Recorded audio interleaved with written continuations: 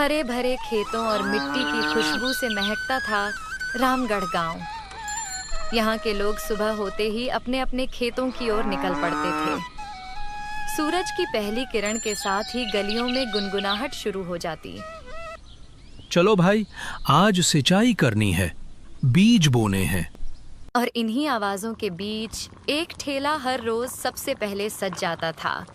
रामू का मशहूर छोले भटूरे वाला ठेला। लोग खेत जाने से पहले वहीं आकर जमा हो जाते। अरे रामू भैया ये बताओ, तुम ये भटूरे किस आटे से बनाते हो? कितने भी खा लो मन ही नहीं भरता। भाई, आटा तो वही गेहूं का है, पर जादू है मेरी दादी के मसालों में। वही स्वाद देती है मेरे छोले को कि लोग 20 साल से भूल नहीं पाए।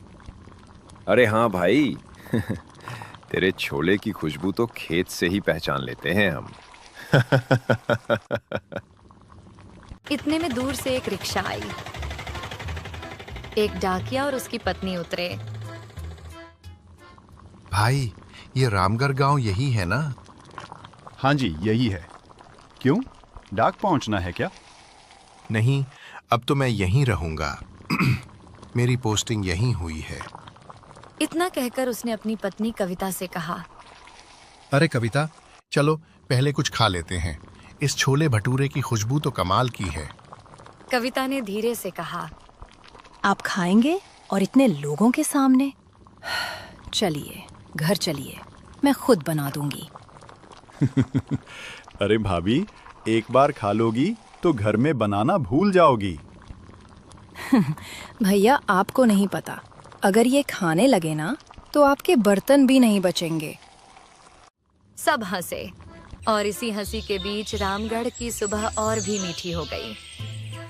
अगली सुबह मोहन नींद से उठते ही बोला, कविता, मैं जरा गांव के मुखिया जी से मिलने जा रहा हूं। तब तक तुम कुछ खाने को बना देना। ठीक है जी, दाल चावल बना देती हूँ, जल्दी आ जाइएगा। हाँ, बस थोड़ी देर में आ जाता हूँ। और बाहर निकल पड़ा। रास्ते में चलते हुए उसे एक पाव भाजी का ठेला दिखा। भाप उठती हुई तवे से खुशबू आ रही थी। उसने मन में सोचा, अरे मन तो कर रहा है एक प्लेट पाव भाजी खा लूं, पर नहीं, पहले मुखिया जी से मिल लूं, बाद में आकर खा लूंगा। कुछ देर बाद वह मुखिया जी के घर पहुंचा। मुखिया जी मुस्कुराकर बोले, आओ आओ मोहनलाल, कैसा लग रहा है हमारा गांव? मुखिया जी, गांव तो बहुत अच्छा है, पर उससे भी अच्छा यहाँ का खाना पीना। अच्छा हुआ जो तुम बोले, आज तो हमारे पोते का जन्मदिन है। हमने पूरे 50 किलो बिरयानी बनवाई है। बिना खाए मत जाना। बिरयानी का नाम सुनकर मोहन का पेट जोर जोर से गड़गड़ाने लगा। मुखिया ने अपने नौकर से कहा, सुनो, मोहन बाबू को जितनी बिरयानी खानी है उतनी खिलाओ। मैं जरा बाहर तक होकर आता हूं। नौकर ने एक प्लेट बिरयानी, साथ में प्याज और नींबू रखा। मोहन ने पहला कौर लिया और बोला, वाह, क्या स्वाद है भाई। और एक प्लेट लाओ। एक प्लेट, फिर दूसरी, फिर तीसरी। नौकर थक गया, पर मोहन का पेट नहीं भरा। आखिर में पूरी 50 किलो बिरयानी गायब। तभी मुखिया लौटे और बोले, अरे मोहन बाबू, बिरयानी खाई या नहीं? मुखिया जी, खाई नहीं, खत्म कर दी, पूरी 50 किलो। मुखिया हैरान, क्या पूरी 50 किलो? जी मुखिया जी, अब चलता हूँ, रास्ते में पाव भाजी भी खानी है। और मुस्कुराता हुआ मोहन आगे बढ़ गया। पेट भरा, पर दिल अब भी भूखा। मुखिया के घर से निकलते ही मोहन सड़क पर टहलता हुआ पाव भाजी के ठेले के पास जा पहुंचा। खुशबू ऐसी थी कि फिर से भूख लग गई। उसने पूछा, भाई, कितनी प्लेट पाव भाजी है तेरे पास? सब मिलाकर 14 से 15 होंगी। अरे यार, इतने में क्या होगा, जाने दे, घर जाकर कुछ खा लूंगा। भाई, तुम मजाक कर रहे हो क्या? मेरी पाव भाजी बहुत तीखी और मसालेदार है। 4 प्लेट से ज्यादा कोई नहीं खा पाता। तभी पास खड़ा एक ग्राहक बोला, सही कह रहा है भैया, हम तो 1 प्लेट में ही हार मान लेते हैं। और ये पाव भी देखो, कितने बड़े बड़े। हाँ भाई, अगर तुमने 2 प्लेट भी खा ली तो हम सबका मान बढ़ जाएगा। मोहन हंसते हुए बोला, भाई तुम्हें क्या पता मेरा पेट नहीं भट्टी है।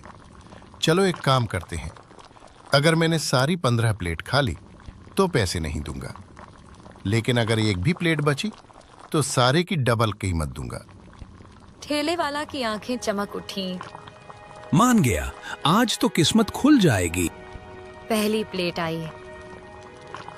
4 बड़े पांव, ऊपर से मक्खन टपकती गर्म भाजी। उसने झटपट पूरी प्लेट साफ कर दी। चलो दूसरी लाओ, उसने कहा। ठेले वाला थोड़ा हैरान, पर लाया। वो भी खत्म। तीसरी, चौथी, 5वीं भी खत्म। देखते ही देखते मोहन एक के बाद एक प्लेट ऐसे खा रहा था जैसे कोई कहानी सुन रहा हो।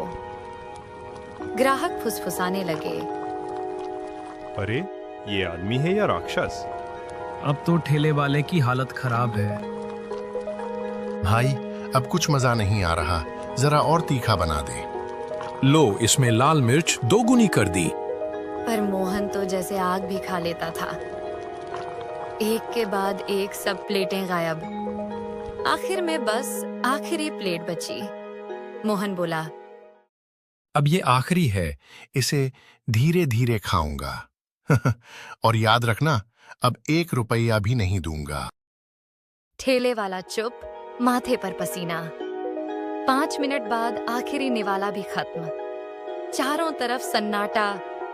फिर सब जोर जोर से चिल्लाने लगे, वाह मोहन भैया, 15 प्लेट पाव भाजी खत्म, गजब कर दिया। ठेले वाले का चेहरा उतर गया। मोहन हंसते हुए बोला, चिंता मत कर भाई, अब घर जाकर दाल चावल भी खाना है। और पूरे गांव को हैरान छोड़कर मोहन मस्त चाल में घर की ओर निकल पड़ा। पेट भरा, पर दिल अब भी भूख से भरा।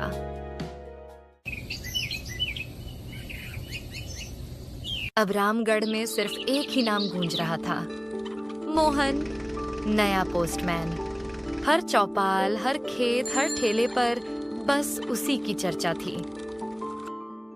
अरे सुनो पता है, वो नया पोस्टमैन ना, उसे 100 आदमी जितना खाना चाहिए। मैंने भी सुना है, पूरे गांव में बस उसी भुक्खड़ की बात हो रही है। उसी समय कविता बाजार से सब्जी लेकर लौट रही थी। ये बातें सुनकर उसका चेहरा उतर गया। वो मन ही मन बोली, लोगों ने मेरे मोहन जी का मजाक बना दिया। घर पहुंचकर उसने गुस्से में कहा, सुनिए जी, आज से आप बाहर कुछ नहीं खाएंगे। जो भी खाना है घर में ही मिलेगा, समझे आप? अरे भाग्यवान, तुम क्यों परेशान हो रही हो? मैं अब ज्यादा नहीं खाता। और सुनो, आज गांव में खाने की प्रतियोगिता रखी गई है। क्या? आप मत जाइए, लगता है गांव वालों की कोई साजिश है। सब आपका मजाक उड़ाएंगे। अरे तुम भी ना कैसी अजीब बातें करती हो। अब मुझे देर हो रही है, प्रतियोगिता शुरू होने वाली है। गांव के चौक में बड़ा हंगामा था। मुखिया जी बोले, सुनो सुनो, आज की खाने की प्रतियोगिता शुरू होती है। जो 5 प्लेटें खत्म करेगा वही विजेता कहलाएगा। मोहन सहित 5 प्रतियोगी थे। सब दुबले पतले पर आत्मविश्वास से भरे। पहली प्लेट आई, रसगुल्ले। सबके चेहरे खिल उठे।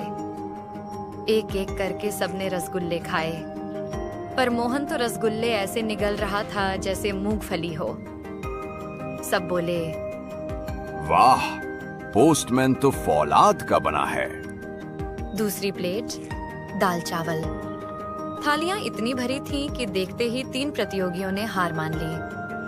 अब मैदान में 2 ही बचे, मोहन और गांव का एक जवान रघु। तीसरी प्लेट आई गर्मा गर्म जलेबी। रघु ने तेजी से खाना शुरू किया, मगर सिर पर पसीना। मोहन आराम से मुस्कुराते हुए बोला, मीठा तो मेरा कमजोर पॉइंट है, पर छोड़ूंगा नहीं। कुछ ही देर में जलेबियां भी गायब। रघु हाँफने लगा। तभी चौथी प्लेट शेजवान नूडल्स मंच पर आई। लाल मिर्च की खुशबू से ही सबकी आंखें जलने लगीं। भाई बहुत तीखा है। अरे ये तो मजा है। जितनी तीखी उतनी अच्छी। बस अब नहीं होगा। गांव में तालियां गूंज उठी।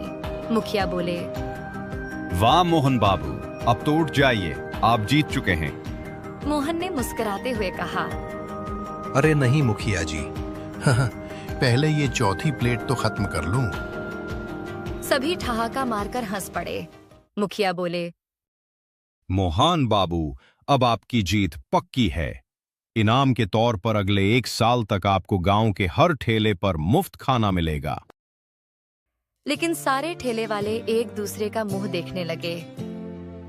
भाई लोगों, चिंता मत करो, रोज थोड़ी थोड़ी खाऊंगा, पर रोज जरूर आऊंगा। पर गांव वालों को नहीं पता था कि मोहन दिन में खाना खाता है और रात में इंसान। अगले ही दिन रामगढ़ गांव में हड़कंप मच गया। सुबह सुबह एक औरत भागती हुई चौपाल पर आई। हाँफते हुए बोली, मुखिया जी, मेरे पति कल सुबह लकड़ी तोड़ने जंगल गए थे, अब तक लौटे नहीं। क्या रात भर घर नहीं आए? तभी एक और आदमी बोला, मुखिया जी, मेरा बेटा भी कल से गायब है, खेत से लौटा ही नहीं। घबराओ मत, आज पूरे गांव में खोजबीन होगी। हर कोना कोना देखो, अगर कहीं नहीं मिले तो जंगल में ढूंढेंगे। सारा गांव जुट गया। गलियां, खेत, नदी किनारे सब जगह तलाश हुई, पर कोई सुराग नहीं मिला। शाम को सब चौपाल पर जमा हुए। मुखिया बोले, हमने गांव छान मारा, अब बस जंगल बचा है। 4 आदमी वहां गए हैं, उनका समाचार आने दो। थोड़ी देर बाद जंगल से चारों लौटे। उनके चेहरों पर डर साफ झलक रहा था। एक बोला, मुखिया जी, हमें कुछ कपड़े मिले हैं, वही कपड़े जो लापता लोगों के थे, और वो भी एक गुफा के बाहर पड़े थे। लगता है किसी जंगली जानवर ने सबको खा लिया।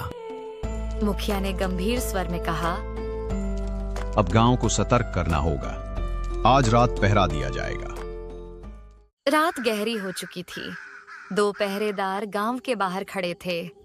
अचानक एक ने कहा, अरे वो देखो, वो तो मोहन लग रहा है इतनी रात को।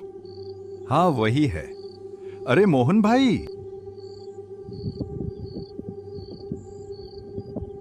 मुझे बहुत भूख लगी है, कुछ खाने को दो। इतना कहते ही उसका शरीर कांपने लगा। आंखें लाल हो गईं, दांत नुकीले, और पलक झपकते ही वो भयानक राक्षस बन गया। दोनों पहरेदार चीख भी न पाए। उन्हें उसने खा लिया। खून की गंध से हवा सिहर उठी। उसी वक्त मुखिया जी वहां पहुंचे। उन्होंने ऊंचे स्वर में कहा, बस करो, अब बहुत हुआ, वापस जाओ अपने ठिकाने पर। राक्षस कुछ ही पल में अंधेरे में गायब हो गया। मुखिया ने भारी आवाज में कहा, अब इस गांव को कोई नहीं बचा सकता। जो होना था वो हो गया। लोगों को कभी पता न चला कि वो राक्षस कौन था, और सबसे बड़ा सवाल ये रह गया, मुखिया जी को वो राक्षस कहां से मिला और उन्होंने उसे रामगढ़ में क्यों लाया। उस रात के बाद रामगढ़ की गलियां सन्नाटे में डूब गईं, और हवा में बस एक कहानी तैरती रही। रामगढ़ का पोस्टमैन, जो भूख में इंसान था पर रात में राक्षस बन जाता था।